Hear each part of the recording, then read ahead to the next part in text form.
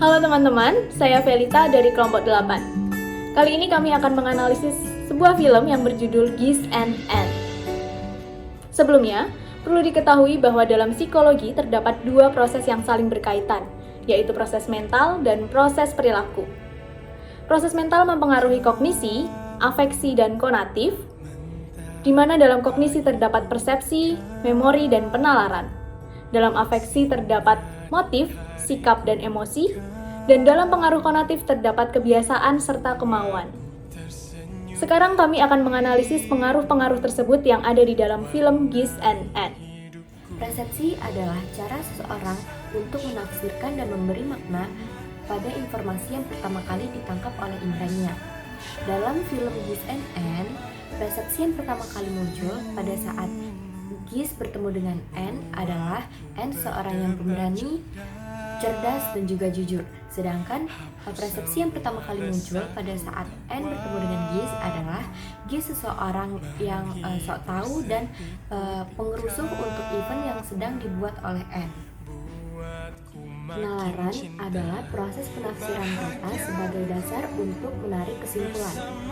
Penalaran dibagi menjadi dua jenis, yaitu penalaran induktif yang berarti proses menarik kesimpulan yang berupa prinsip atau sikap yang berlaku umum berdasarkan fakta-fakta yang bersifat khusus, dan penalaran deduktif yang berarti proses menarik kesimpulan berupa prinsip atau keputusan bersifat khusus berdasarkan fakta-fakta yang bersifat umum.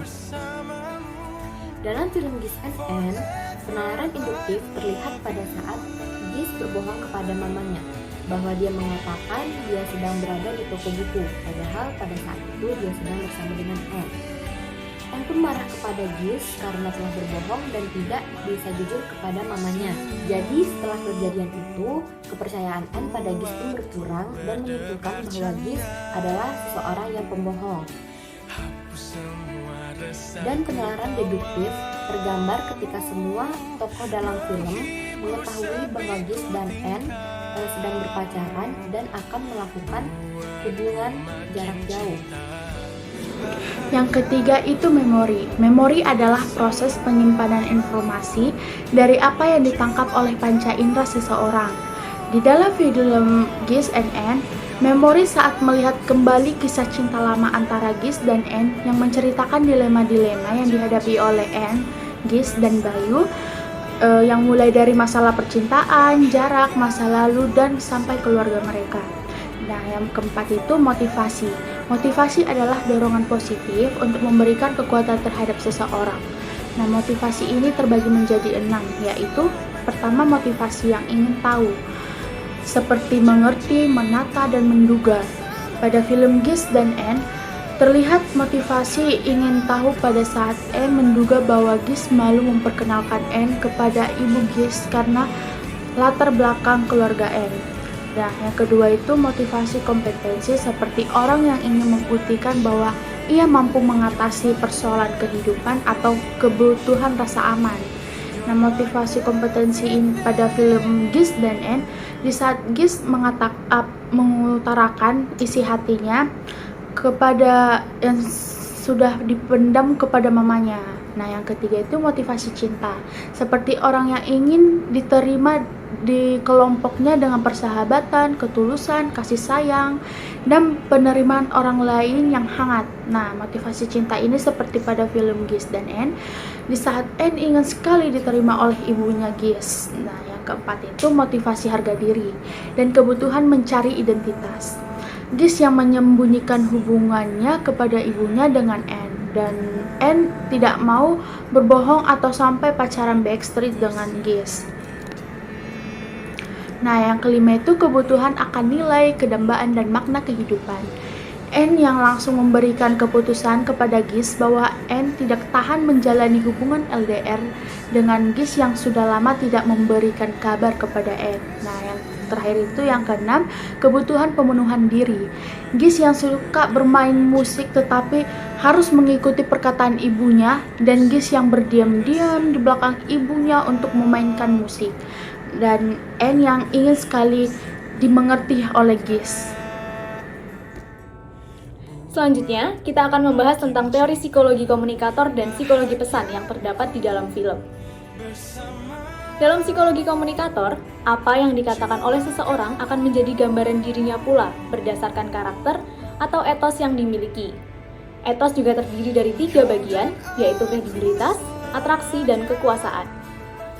Dalam film Gish and Anne, kredibilitas tokoh Gish terlihat dari keberhasilannya dalam menepati janji kepada orang tuanya untuk menjadi orang yang sukses. Kredibilitas Anne juga terlihat dari kecerdasannya dan sikapnya yang realistis dan pandai menilai sesuatu. Lalu yang kedua adalah atraksi, yaitu kesukaan pada orang lain, sikap positif, dan daya tarik seseorang. Adanya daya tarik ini juga yang dapat membentuk rasa suka antara satu sama lain. Faktor-faktor yang mempengaruhi daya tarik Gish terhadap Anne dilihat dari faktor personal. Gish menyukai karakter Anne yang jujur, yaitu ketika Anne memberikan penilaian objektif terhadap karya musik yang diciptakan oleh Gish. Sedangkan faktor situasional yang mempengaruhi adalah ketertarikan fisik antara satu sama lain. Anne merupakan pribadi yang menarik dan ceria, dan Gish merupakan pria tampan misterius yang membuat Anne tertarik. Lalu yang ketiga adalah kekuasaan. Kekuasaan yaitu kemampuan seseorang untuk membuat tunduk orang lain. Tampak dari tokoh Anne yang memiliki kekuasaan rujukan atas Gish, sehingga Gish dapat menilai dirinya sendiri melalui bantuan Anne. Anne juga memiliki kekuasaan hukuman atas Gish dengan memberikan perintah bagi Gish untuk tidak memberi kabar lagi kepadanya. Di samping itu, Gish juga memiliki kekuasaan informasional atas Anne dengan memberikan janji akan selalu ada di setiap momen spesial Anne, seperti ulang tahun dan wisudanya. Yang hal itu membuat Anne selalu menunggu kedatangan Gish dan bergantung padanya.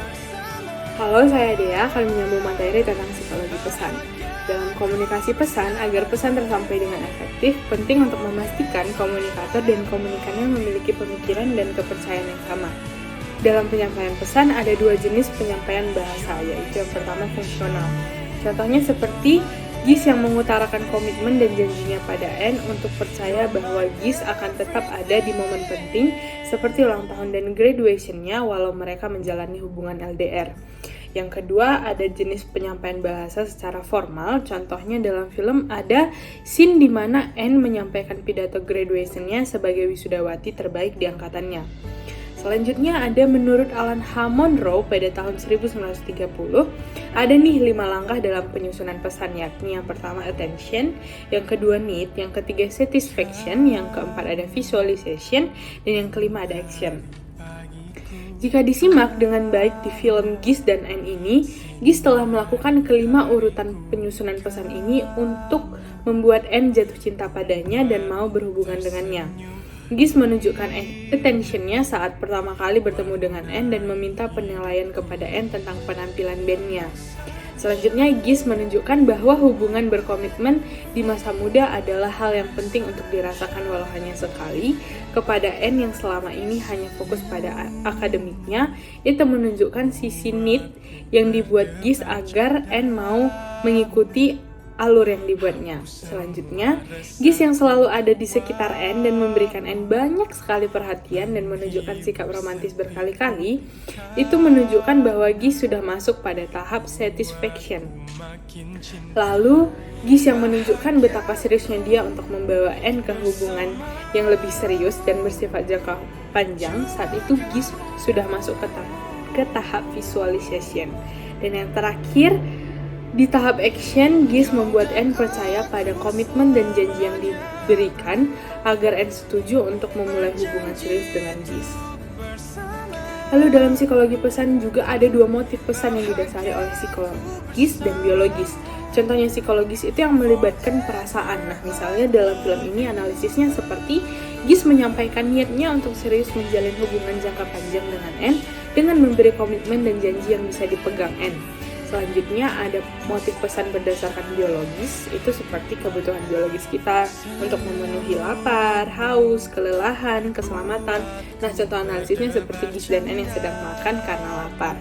Oke, demikian analisis ini. Demikian analisis dari film ini. Mohon maaf jika ada salah kata maupun ada hal yang masih kurang dimengerti karena kami sedang mengejar durasi. Hidup kesepian tanpa kekasih. Cukup sekian dan terima kasih. Bye-bye.